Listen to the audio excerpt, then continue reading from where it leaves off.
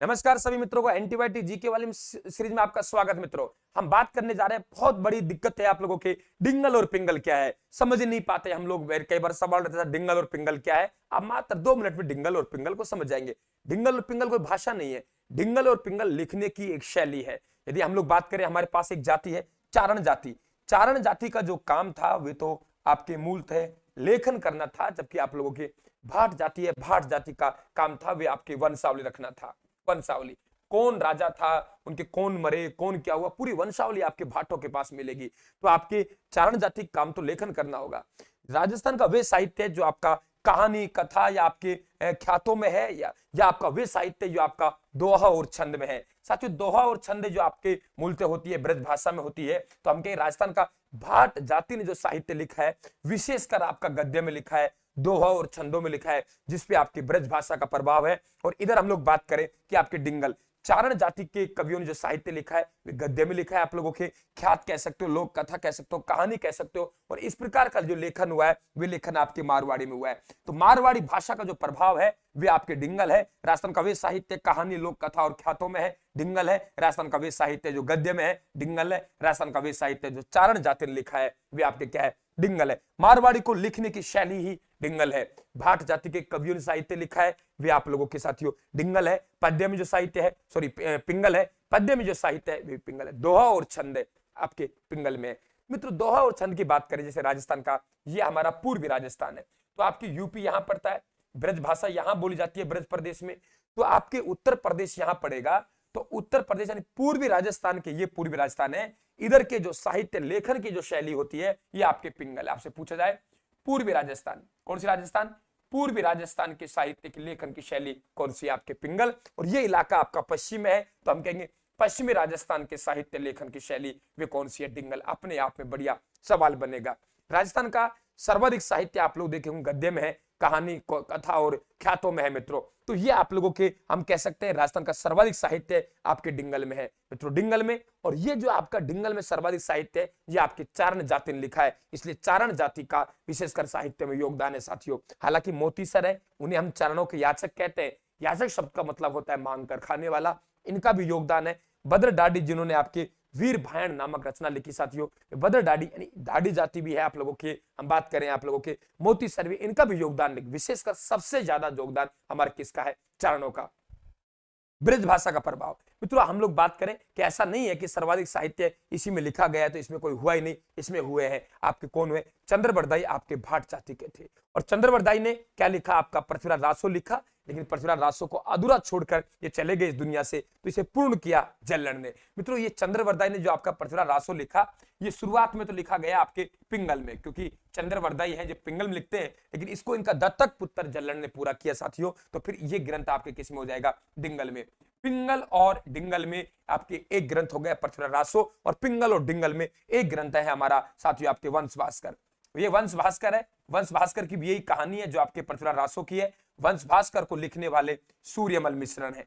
वंश भास्कर को लिखने वाले कौन है, सूर्यमल मिश्रण है। और हम लोग बात करें कि आपके वंश भास्कर को जो पूरा किया, वंश भास्कर को जो पूर्ण किया साथियों, वे किया आप लोगों के इनके दत्तक पुत्र मुरारी दान ने। सेम यही कहानी है कि आपके जहां तक इन्होंने लिखा वे तो आप लोग किसमें लिखा, कि आप लोगों के पिंगल में लिखा, फिर आपका मुरारी दान ने डिंगल में लिखा। तो दो रचनाएं आपको जरूर ध्यान रखनी होंगी कि दो रचनाएं ऐसी हैं जो आपके डिंगल और पिंगल दोनों में है। एक आपके पृथ्वीराज रासो और दूसरा वंश भास्कर, क्योंकि पृथ्वीराज रासो को लिखा चंद्रवरदाई ने पिंगल में लिखा, और उसे पूरा किया वे इनके दत्तक पुत्र आपके जल्लड़ ने किया, जी आप लोगों के किसमें किया, डिंगल में किया। वंश भास्कर को सूर्यमल मिश्रण लिखा तो पिंगल में लिखा, इससे पूरा किया दत्तक पुत्र मुरारी दान ने किया। तो ये आप राजस्थान का सर्वाधिक साहित्य। अब देखो, इस इलाके को हम किसी जमाने में सर्वप्रथम हमें जो रूप मिला वे मरु भाषा का मिलता है।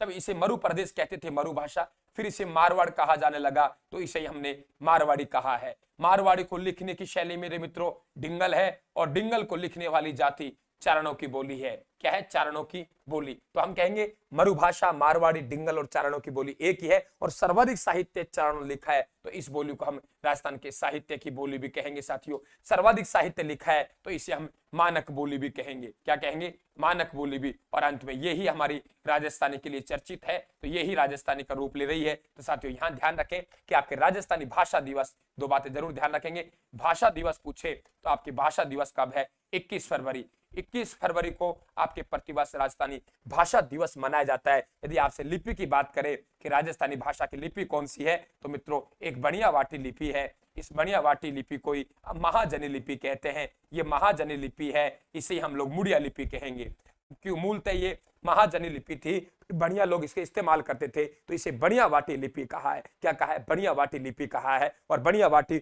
बढ़िया लोग मोड़ मोड़ कर अशुद्ध लिखते थे, तो इसे मुड़िया लिपि भी कहा है। तो ध्यान रखना, हिंदी भाषा दिवस की बात नहीं कर रहे, हम राजस्थानी भाषा दिवस की बात कर रहे हैं। और राजस्थानी भाषा दिवस 21 फरवरी को मनाता है। और ध्यान रखना, लिपि आपके बढ़िया वाटी, महाजनी और मुड़िया लिपि है। बात है कि हमें ये नाम आया है हमारा मरु भाषा। मरु भाषा का हमें सर्वप्रथम उल्लेख कहां मिला? मित्रों हम लोगों को आपके विक्रम संवत 835 सवाल छपेगा। विक्रम संवत 835 की बात करें तो हमारे पास में यहाँ के एक रचना है जिसका नाम है कुवलयमाला। क्या नाम है? कुवलयमाला। कुवलयमाला के जो रचने लिखने वाले हैं उनका नाम है उदोतन सूरी। उदोतन सूरी ने कुवलयमाला लिखा। आपके अगर 835 विक्रम संवत है और ये कहाँ लिखा गया? जालोर में लिखा गया। जालोर में इस पुस्तक में आपके 18 भाषाओं को उल्लेख किया गया है। कितनी भाषाओं का? 18 भाषाओं का। लेकिन हमसे कहा है कि हमारा जो प्रदेश है उस प्रदेश को मरु प्रदेश कहा है। और मरु प्रदेश की भाषा कौन सी है? मरु भाषा। आपसे पूछा जाए बस इस प्रदेश की सबसे प्राचीनतम भाषा के रूप में कौन सी है, क्या उल्लेख मिला है, तो हम कहेंगे मरु भाषा हमें सबसे पहले मिलता है। बात करते हैं मित्रों वर्गीकरण की, कि राजस्थानी भाषा का जो वर्गीकरण किसने किया है, तो वर्गीकरण किया है जो आपके जॉर्ज अब्राहम गिरियर्सन ने किया है। किसने किया है? George Abraham Grierson. George Abraham Grierson. क्या नाम है? George Abraham Grierson. मित्रों George Abraham Grierson, George Abraham Grierson, George Abraham Grierson. इन्होंने 1912 में एक पुस्तक लिखी जिसका नाम है linguistic survey of India. Linguistic survey of India, linguistic survey of India, linguistic survey of India. ध्यान रखना, इसमें वर्गीकरण किया है आप लोगों को ध्यान रखना। लिंग्विस्टिक सर्वे ऑफ इंडिया में जॉर्ज अब्राहम गिरियर्सन ने राजस्थानी भाषाओं का सबसे पहले क्या किया है? वर्गीकरण। बात करते हैं राजस्थानी भाषा की शुरुआत किससे हुई? मित्रों आपके एक ग्रंथ पढ़ता है भरतेश्वर बाहुबली घोर। भरतेश्वर बाहुबली घोर, भरतेश्वर बाहुबली घोर। और ये भरतेश्वर बाहुबली घोर रचना लिखा है, ये आपके लिखा है किसने? वज्रसेन सूरी ने। वज्रसेन सूरी ने, वज्रसेन सूरी ने। ये रचना आपके 12वीं शताब्दी की है। कुवलयमाला में सिर्फ हमें यह बताया गया है कि इस प्रदेश की भाषा मरु भाषा है, ना कि कुवलयमाला मरु भाषा में लिखी गई है, क्योंकि इसमें 18 भाषा उल्लेख किया गया है। भरतेश्वर बाहुबली घोर जो कि लगभग आपके 1168 ईस्वी की रचना है, और ये राजस्थानी भाषा की पहली रचना है। कौन सा? भरतेश्वर बाहुबली घोर। तो वज्रसेन सूरी द्वारा ये आपके रचित की गई है। तो आपसे पूछा जाए राजस्थानी भाषा बोलियों की शुरुआत कहां से हुई है? 12वीं शताब्दी से। तो ये आप जरूर ध्यान रखें, यहां से आपका सवाल बन सकता है। अभी राजस्थानी हमारी मातृभाषा है, केवल राजभाषा नहीं है, क्योंकि भारतीय संविधान की जो आपके 8वीं अनुसूची है, 8वीं अनुसूची में इसे स्थान नहीं मिला है। ये सब बातें आपको ध्यान रखनी है। तो मात्र 5 मिनट का वीडियो, भगवान से उम्मीद करते हैं कि आपको एक सवाल देके जाएगा ये। धन्यवाद। टेलीग्राम को जरूर ज्वाइन कर लेना, मैंने आपकी पीडीएफ डाली हुई है राजस्थान कला एवं संस्कृत डायग्राम के नाम से। और बिल्कुल आप चैनल को सब्सक्राइब कर लेना, बने रहना।